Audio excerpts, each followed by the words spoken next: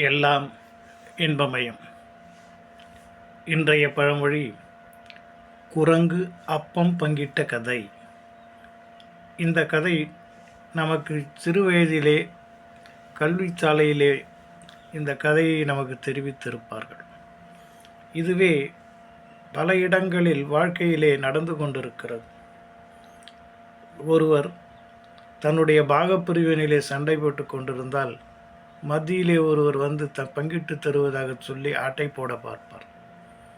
இது இன்றைய காலகட்டத்திலே சொத்து தகராறிலே அரசியல்வாதிகளை இணைத்து அங்கே பங்கிடுகிற பொழுது 2 பேரையும் ஏமாற்றிவிட்டு அந்த அரசியல்வாதி அந்த சொத்தை ஆட்டை போட்டு விடுவார்.